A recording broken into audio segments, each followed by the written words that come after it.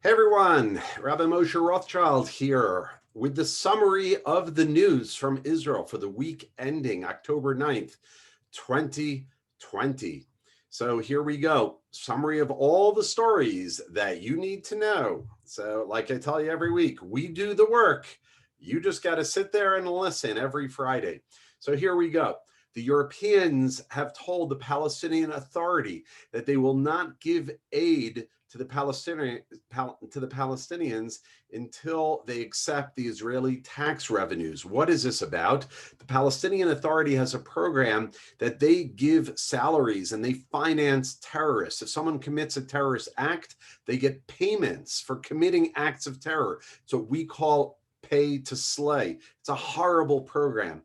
And so Israel does not give the Palestinians all their tax revenue that they collect from them. They deduct the amount that the Palestinians pay to terrorists. So the Palestinians said, well, if you're going to deduct that, we don't want any of it. So the European Union stepped in and they said, you got to take that money. In other words, basically, either you take that money, you got to get rid of this pay to slay program.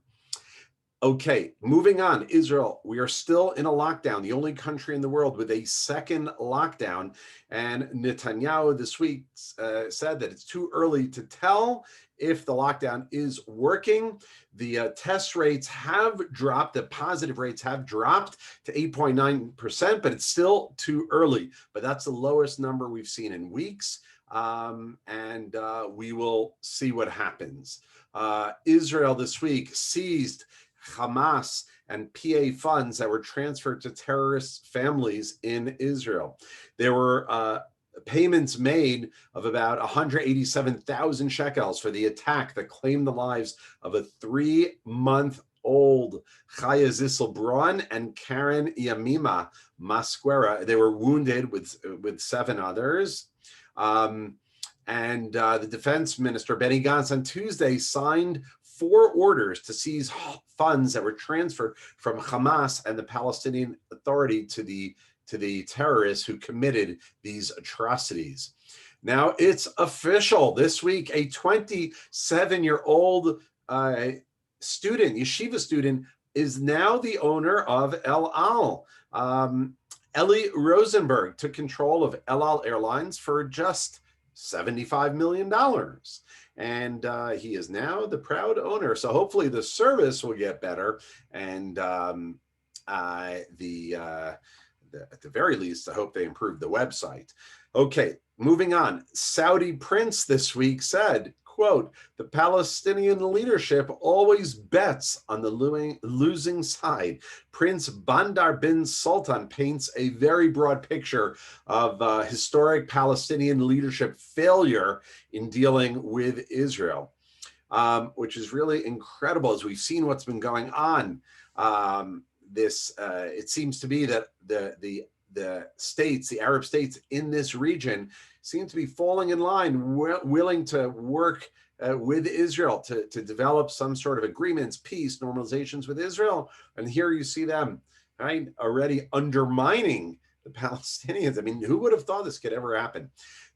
John Hagee, Pastor John Hagee, who's a prominent megachurch pastor in the United States, who's been a committed supporter of Israel through his organization called Christians United for Israel, has tested positive with COVID-19, and we wish him well. Our prayers go out to him, and please God that he will have a complete healing.